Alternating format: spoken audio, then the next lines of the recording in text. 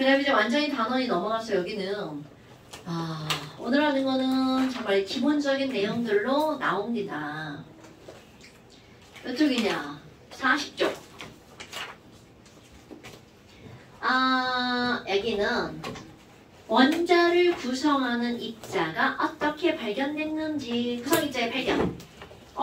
그 원자를 구성하는 입자 중에서 제일 먼저 나오는 게 뭐가 나오냐면 전자 발견 실험이 나옵니다. 그런데 이런 전자를 발견한 거는 사람 이름도 중요하고요. 톰슨. 실험 이름도 중요합니다. 톰슨 아닌가? 그러면 이 사람이 이제 톰슨이라는 사람인데요. 이 사람이 무슨 실험을 했냐면 음극선 실험이라는 실험 제목을 갖고 있답니다. 그럼 얘가 왜 음극선이니? 뭔가 이제 실험을 했겠죠. 이 사람이 실험한 건요. 좀 높은 전압을 준비를 하고요. 뭐 되게 높은 전압이라 500V 정도인데 감전되면 뒤져버리겠죠. 그럼 거기다가 전선 쭉 연결하고요. 한쪽 끝에다 이제 금속을 연결하는데 금속에 뭐 구리도 연결했다가 금도 연결했다가 이것저것 연결합니다. 실험 결과는 다 똑같고요. 그리고 나서 길다란 유리관을 이렇게 하나 준비를 하고요. 여기다는 아무것도 넣지 않습니다.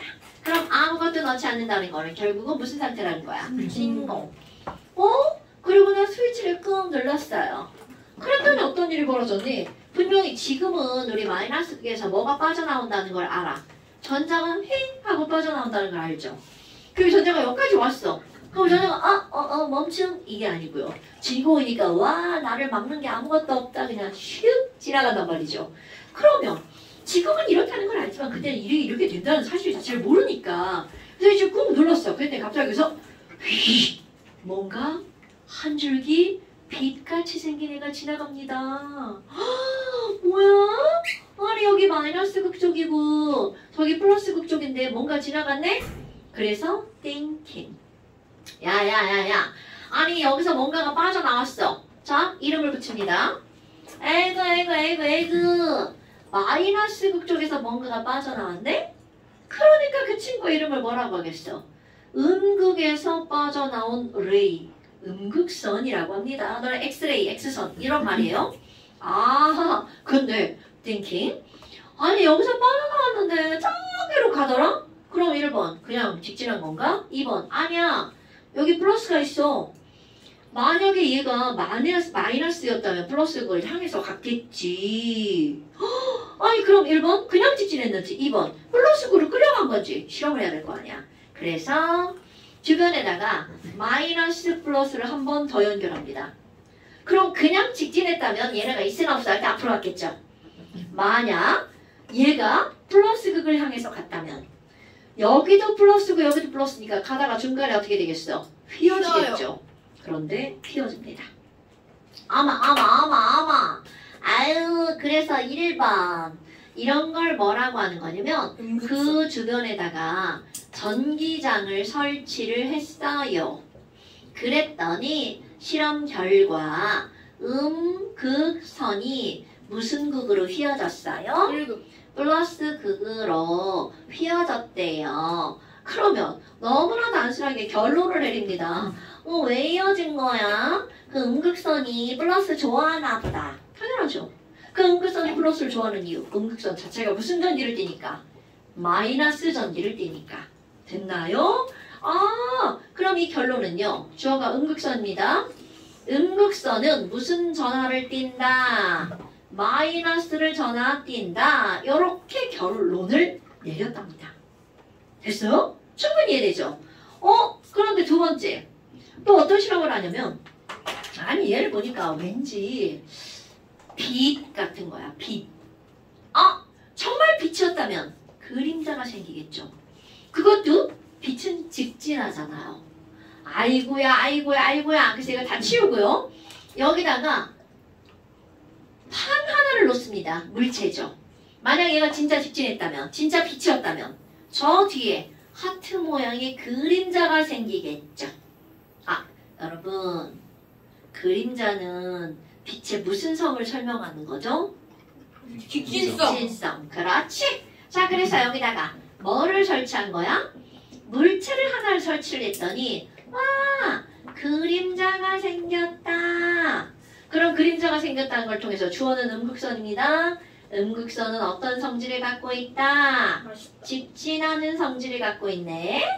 어머, 되게 신기하다. 그림자 그런데- 생긴 거예요? 네? 그림자 생긴 거예요? 네네네네.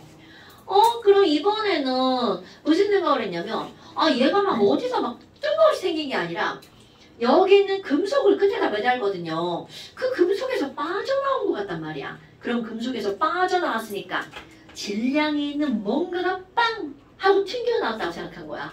그럼 얘가 진짜 질량이 있었다면? 이라는 거야. 너네 바람개비 같은 거 이렇게 막 만들어보고 한 적 있잖아요. 그러면 바람 하나도 안 불고 햇빛만 졸라 쨍쨍한 날 이렇게 바람개비 들고 길가에 서 있어. 그러면 사람들 지나가면서 뭐야 병신이야? 이러고 지나가겠죠. 그럼 바람개비가 돌아가려면 당연히 뭐가 필요해? 바람. 그럼 바람이 뭐니? N2, O2, 분자량, 질량을 갖고 있는 입자가 호 하고 움직이는 거죠. 그러니까 바람이란 공기의 흐름이란 말이죠. 그럼 공기라는 건 N2, O2 등의 무엇을 갖고 있는 입자야? 질량을 갖고 있는 입자죠? 그러니까 바람개비를 돌리는 힘이 있으려면 결국은 질량도 있어야 된다는 거죠. 너네 물리 좀 배웠으니까.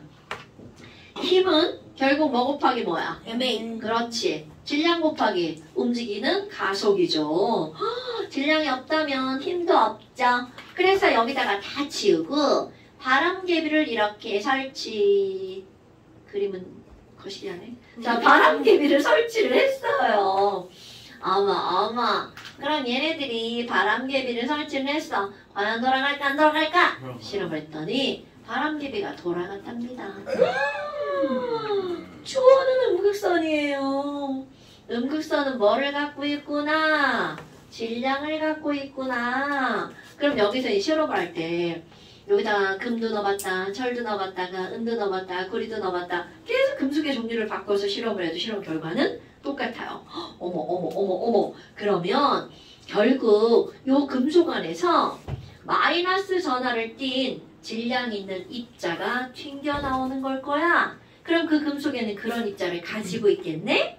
그래서 바로 원자는 뭐를 갖고 있구나? 마이너스 전하를 띠는 입자를 갖고 있구나 건포도. 라고 하는 이런 원자 모형을 하나를 제안합니다. 어머? 그러면 모든 원자는요. 중성이라는 거는 다 알아요. 그럼 이것만 그려놓으면 안 되겠죠. 그러니까 중간에 뭐까지 그려놔야 돼? 플러스까지. 그럼 지금 우리가 알고 있는 원자 모형하고 사뭇 다르죠. 근데 아무리 사뭇 다르더라 하더라도 얘를 보니까 와 건포도빵. 뭐야 이거 나는 초코칩 쿠키 같이 생겼다라고 생각하는데 옛날에는 이거 빵에 뭐가 박혀있니? 건포도가 박혀있는 모양 같아. 건포도 푸딩 모형이라고 했대요. 그럼 이 전까지는 원자 모형이 어땠니? 원자는 둥그레 끝. 그냥 둥그레 그런 입자가 있어. 그럼 이거는 그럴 수밖에 없는 게 돌턴이라는 사람이 1803년에 얘기한 거거든요. 그러니까 엄청 옛날이잖아요. 1800년 되면. 그럼 여기 이거 톰슨이 무슨 실험을 했다고요? 음극선 실험을 했다고요. 그래서 이런 모양을 알아냈다고요. 그럼 이거는 1817년. 97년 요 정도 됩니다. 한참 지나서 엄청나게 뒷얘기죠. 동그란 건 어떻게 한 거예요? 동그란 게 뭐죠? 완전 동그란 거 어떻게 한 거예요? 여러분 지구는 왜 동그랗고요? 중력. 그래요. 원자의 중심에 핵이 있잖아요. 그러니까 모든 입자들이 힘이 고르게 작용하는 모양이 뭐야? 구잖아요. 구. 그러니까 자 그래서 이런 걸 나왔는데 그런데 이제 이 톰슨의 제자인 러더퍼드가요. 와 우리 톰슨 선생님 너무 멋지다. 이런 걸 알아내다니. 내가 톰슨 선생님을 도와가지고 실험 하나를 할 건데 나 이런 모양이 맞다는 걸 내 실험으로 증명해주고 싶어. 그래서 실험을 하나 합니다. 그러면 이 사람이 어떤 예측을 하냐면 원자 모형이 이렇게 생겼으니까 여기다가 무언가를 빵빵빵 쏠 거야. 근데 얘 모양 봐봐. 중간에 듬성 빈 공간이죠. 그러니까 여기다 뭔가를 쏘면 와 다 그냥 지나갈 것 같아. 대부분 그냥 통과할 거야 라고 예측을 합니다. 그런데 여기다 쏘는 애가 플러스 던지를 띈 놈이거든요.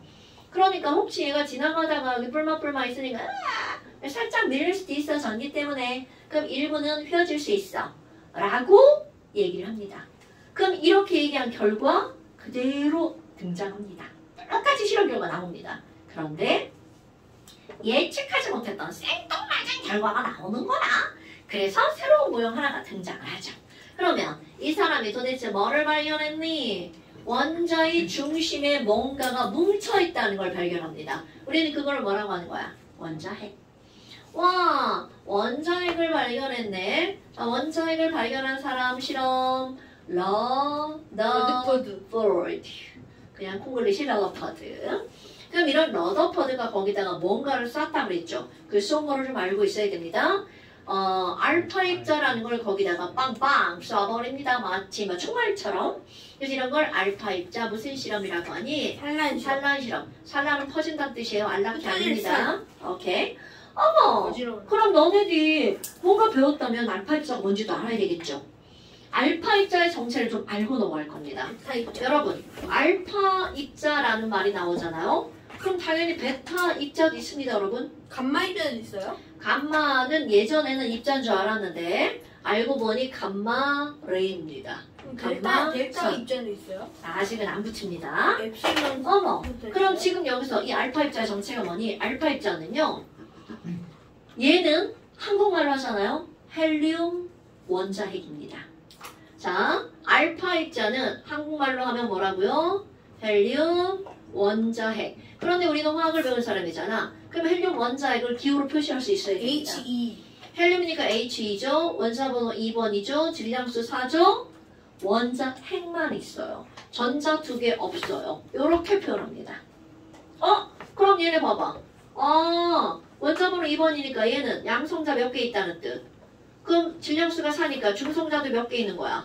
2개 있는 거죠. 그러니까 결국은 알파 입자는 양성자 2개, 중성자 2개로 이루어진 입자라는 뜻이죠. 오케이? 겁나 중요한 거야. 야, 알파 입자가 뭐야? 양둘, 중둘로 이루어진 거야. 그럼 얘가 갖는 의미가 엄청 중요합니다. 나 무슨 전기를 띠는 거야? 알파 입자 플러스 전기 뗀다. 그 다음에 또 하나, 여러분. 그럼 여기에 양성자 2개, 중성자 2개잖아요. 우리 첫날 배운 거. 전자 하나의 질량을 1이라고 한다면 양성자 하나는 개별가 1836배. 얘는 1838배가 무거워요. 그런 애가 4개가 있으니까 합치면 약 7000배가 무겁죠. 그러니까 전자 하나 대략이라고 했잖아요. 개새끼들. 자, 그러면 지금 여기서요. 전자 하나보다 알파 입자 하나는 7000배가 무거워. 그럼 7000배가 무거운 애가 쑥 지나갔어. 그럼 전자가 알파 입자의 행로를 막을 수 있어 없어? 없죠. 그러니까 그냥 다 지나가는 거예요. 어머. 그러면 여기서 이런 의미 바로 플러스 전화를 띈다와 무겁다. 누구보다? 전자보다. 매우 많이. 그럼 베타 입자가 뭐니? 얘가 바로 전자입니다. 그럼 알파와 베타는 굉장히 상대적이죠. 전자니까 얘는 마이너스 전기를 띠죠. 전자 졸라 가볍죠. 오케이? 그럼 감마는 예전에는 입자인 줄 알았는데 알고 보니 입자가 아니야. 그럼 얘는 뭐니? 얘는 졸라 많은 에너지. 감마선 맞으면 죽죠. 진짜요? 그럼요. 그래서 감마선으로 항암 치료 같은 거 하죠. 암을 파괴시키. 가자! 그럼 다른 세포가 죽으면 어떻게 해요? 다른 세포도 죽죠. 근데 다른 세포는 살아나면 되잖아. 한 세포를 죽이는 게 목적이죠. 살도 죽지 않아요? 살도 죽지 않아요? 자, 그래요. 그래서 이제 알파 입자가 뭔지 알았죠? 알파 입자를 원자에다 쏩니다. 근데 우리 원자 하나에다 알파 입자를 쏜다는 건 말도 안 되죠. 그러니까 원자 하나라는 말은 안 되고 원자를 쭉 펴가지고 한 겹처럼 만들었어. 금? 이거는 가정이야. 그래서 뭘 사용하는 거니? 금을 사용합니다. 자, 왜 금을 사용했냐면요. 1g으로 3000kg까지 늘릴 수 있어요. 원자를 몇 겹으로 폈다라고 가정을 한 거야. 한 겹으로 폈다. 그러니까 금속 중에서 전성이 제일 좋은 금속을 쓰는 겁니다. 됐나요? 자, 가장 잘 펴지고 가장 잘 늘어나는 금속이 뭐라고요? 금. 그래서 성공한 거예요. 금이어서. 금은 원자번호 79번이에요. 얘는 158. 197의 질량수를 갖고 있습니다. 여러분, 2배는 앞번호만 2배예요. 뒷번호로 갈수록 2배 이상 늘어나죠. 그래서 3배도 있어요? 중성자 개수가 양성자 개수의 1.5배까지 늘어납니다. 1에 그러면 2.5니까 2.5배네. 3배는 넘네. 어머? 그럼 그 원자를 졸라 얇게 펴가지고 이거는 한 겹으로 펴는데 이건 실제 한 겹일까? 아니요. if죠, if. 가정입니다. 가정. 그러니까 이게 쌀 같은 거 종이컵에다 놓으면 쌀 하나하나가 원자 하나하나라고 생각해봐요. 그럼 그렇게 여러 번 노노노노노 걔를 쟁반에다 꾹꾹꾹 눌러가지고 한 겹으로 펴. 이렇게 가정하는 거야. 떡.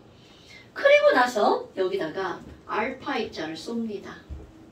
그런데 알파 입자 당연히 조그마니까 눈에 안 보이죠? 빙 눌러서 알파 입자가 어디로 갈 건지 땅땅땅땅 부딪히는 표시가 나는 막을 설치를 하고요. 형광막이라고 합니다. 중요하잖아요.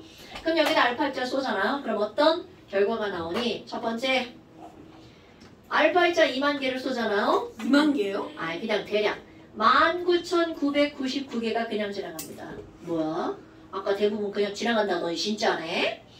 그러니까 여기는 1번 알파 입자는 대부분 그냥 어떻게 한다고요? 통과해버렸어. 그럼 결론 왜? 빈 공간이야. 에휴, 빈 공간이라 그래. 알파 입자 그냥 지나갔어. 이렇게 결론 내리는 겁니다. 자, 다시 한번. 알파 입자 대부분 그냥 통과했어. 그래서 어떤 결론을 내렸다고요? 원자 내부는 대부분 어떤 공간이라고요? 빈 공간이야. 말 다 빼먹어요. 원자 내부는 대부분 무슨 공간이다라고 결론 내린 거야? 빈 공간. 그런데 또 하나. 이거 일부가 뭐야? 휘어진다는 진짜 휘어졌네? 야, 알파 입자 일부가 휘어졌어요. 그럼 이거를 뭐라고 결론 내렸냐면 우리 조금 아까 알파 입자가 무슨 전기를 띈다고 그랬어? 플러스 전기를 띠는 거죠. 그럼 플러스 전기를 띠는 졸라 무거운 애가 막 빠르게 가고 있어. 근데 얘가 이렇게 휘어진 거야. 그러면 로더포드 아저씨가 누가 밀었군. 이렇게 결론을 내린 거야. 밀었군. 그럼 알파 입자를 밀려면 그 친구도 같은 전기를 띄워야 되겠죠. 야, 얘 밀렸어. 그럼 원자 내부에는 알파 입자와 같은 전기를 띠는 입자가 있을 것 같아. 그럼 알파 입자가 무슨 전기를 띠는 거야? 그러니까 원자 내부에 무슨 전기를 띠는 입자가 있다. 플러스 전하를 띠는 입자가 있는 것 같아 라고 결론 내립니다. 그리고 또 하나. 거예요? 있을 유자다 이 한자 새끼야. 쓴 거예요? 그래 이 새끼야. 자, 그 다음에 또 하나. 여기까지는 예측을 했죠. 그런데 전혀 예측을 못했던 거.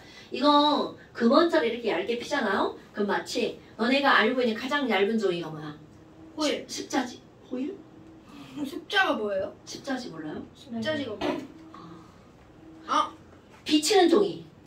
아주 얇아서 알아요. 어. 그 한자에서 그 소했을 때 그. 그러니까 아주 얇은 종이가 있어. 그 정도라고 생각하시면 됩니다. 그럼 거기에다가 알파 입자를 쏘는 거야. 근데 이제 그 알파 입자를 총알이라고 생각하시면 돼요. 그럼 종이에다 총알 쏘면 총알 어떻게 돼? 종이 뚫고 지나가야 되죠. 그런데 어떤 일이 벌어지니 안 틀려요. 바로 그 총알이 종이 맞고 빵빵 튕겨나오는 그런 실험 결과가 나옵니다. 그 원작이. 선생님 근데 아까 2만 개 써서 19,000개. 그냥 그런 거 사지 말라고 했지. 죽는다. 그러면 이 말은 무슨 얘기니? 이것 때문에 새로운 모형이 나오는 겁니다. 자, 여기서는 두 가지로 나눠 볼 건데요. 극히 일부의 알파 입자가 어떻게 했다고요? 튕겨 나왔다고요. 그럼 여러분, 나 졸라 무거운데 어디에 부딪혀서 내가 튕겨 나오면 걔는 나보다 어때야 돼? 더 무겁다는 얘기죠.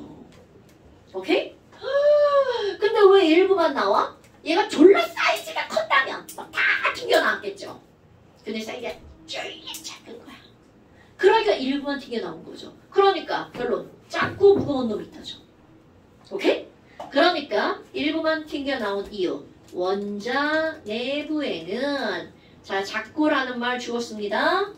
부피는 엄청나게 작지만 질량이 어떻다고요? 매우 큰 입자가 있어. 그러니까 얘네들과 한마디로 표현하면 밀도가 어떻다는 거야? 크다. 겁나 크다 라고 하면 되겠죠. 오케이? 아, 자꾸 무거우네. 그럼 이제 요거를 가지고 원자 모형을 하는 거야. 야, 원자는 대부분 빈 공간인데 그것을 중심에 플러스를 띠는 작고 무거운 애가 있어. 이렇게 그려놓는 거야. 전자가 어딨다. 자, 대부분 빈 공간이어야 되죠. 그럼 얘가 플러스가 되려면 전자 분리해놔야 될 거 아니야. 전자 이렇게 분리합니다. 그런데 전자가 이렇게 가만히 있잖아요. 그럼 얘가 플러스고 얘가 마이너스니까 끌려가겠죠.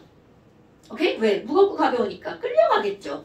그럼 얘가 끌려가지 않으려면 이때부터 자, 차이점. 여기는 전자가 어떻게 돼 있는 거니? 박혀 있습니다. 그런데 여기부터 윙 이때부터 전자가 어떻게 할까요? 움직입니다. 오케이? 원자핵 주변에서 전자가 빙글빙글 돌고 있어 라고 러더퍼드가 이런 모형을 얘기합니다. 저 이거보다 이게 훨씬 더 현대 원자 모형에 가깝죠. 오케이? 그럼 이런 걸 우리는 뭐라고 하냐? 아까는 건포도 푸딩 모형이었잖아요. 야, 태양 주변에 지구가 돌고 있는 것 같아. 이런 걸 행성 모형이라고 하죠. 말 되죠, 여러분? 행성이 공전을 하지 않는다면 태양 속으로 빨려 들어가는 거 아시죠? 달이 지구 주위로 공전하지 않는다면 달이 지구로 팍 와서 부딪힙니다. 돌아야 중력을 이기고 빨려 들어오지 않죠. 됐나요, 여러분? 이렇게 원자의 구성 입자 발견 시험이 나옵니다. 그래서 원자 숙제 들어갑니다. 아, 안 보여요. 자, 원자 숙제 들어갑니다.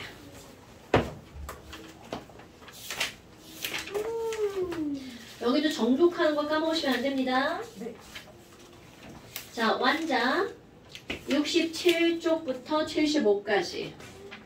자, 숙제 67부터 75까지. 개 많네요. 안 많아. 아, 그러면 한 장은 원자 숙제 개념이요. 정독. 아하. 쉬워요, 내용이. 앞에 것처럼 계산하고 이런 거 없어요. 그림은 없어요. 아, 계산 좀 옐로우는 없어요? 옐로우북은 잠시. 잠시만. 겁내시네. 자, 잠시 15쪽 84번까지. 네? 왜 이렇게 무슨 많아요? 계열이야. 어이, 자, 15쪽 많아요. 84번까지.